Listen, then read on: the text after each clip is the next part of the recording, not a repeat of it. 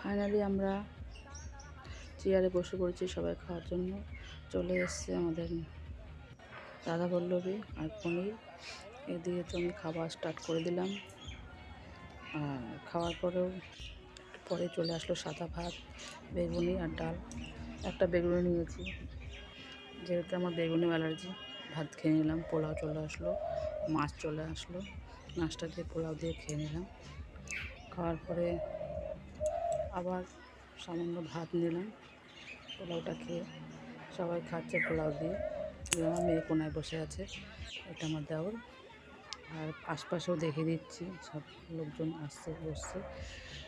এই স্যালাড দিল, আমি একটু স্যালাড বেশি করে চেয়ে নিলাম। খাসির মাংস চলে এসছে, যদি আমি খাসির মাংস খাই না, তার জন্য আমার বর বলে দিল এইখানে পাতে একটা মাছ দিয়ে দিতে। তা আমাকে প্লেন ভাত দিল, মাছ দিল, ওটা দিয়েই খাচ্ছি। যেহেতু শুকনো ভাত খেতে পারছি না, তার জন্য আবার একটু ডাল নিয়ে নিলাম। কিন্তু ডালেও আমার অ্যালার্জি। খেতে খেতে দেখি গলায় অসুবিধা হচ্ছে। আবার সে ডালটা উপর থেকে তুলে ফেলে দিলাম। ফেলে দিয়ে শুধু ভাতটা মাছ দিয়ে খেয়ে নিলাম। বিয়েবাড়িতে যাওয়া আমার পুরোটাই লস, যেহেতু আমি ঠিক করে খেতে পারি না। আর মিষ্টি খেয়ে নিলাম 4টে, একটা লট চমচম, 2টো রসগোল্লা আর একটা লট চমচম। আমার যা নিয়েছিল ও খায়নি, পান দিয়ে দিল। এখন আমরা লেবু একটু খেয়ে নিচ্ছি। খাওয়ার পরে হাত ধুয়ে নিচ্ছি। এবার মাংস যে খাই না তা না, অবশ্যই মাংস খেতে ভালোবাসি, সেটা হলো ঘরে বানানো। আর অনুষ্ঠান বাড়িতে গেলে পকোড়া টকোড়া খেয়ে নিই।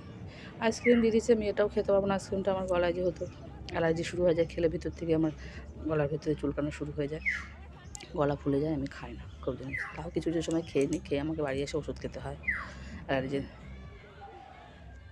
উঠে গেলাম, খাওয়া হয়ে গেল। এবার দেখো আমার দেওয়ারের কাজ, সবার হাত মুছিয়ে দিচ্ছে, হাত ধুয়ে দিচ্ছে, জল দিচ্ছে। আমার বড়েরও খাওয়া হয়ে গেছে। সবাই হাতটা ধুয়ে নিল, ওর বউকেও হাত ধুয়ে দিচ্ছে। এবার হাত আমি মুছে নিয়েছি। ডাস্টবিনে সেরকম একটা বেশি ফেলা যায়নি। মামুনির হাত মুছিয়ে দিচ্ছে আমার দেওয়ার মা। ওই মেয়ে কোনায় বসে আছে, ওর মেয়ে। ধন্যবাদ। বিয়েবাড়ির বাইরে একজন দেখবে, এই দেখো কুকুর চলে এসছে। Hello doggy.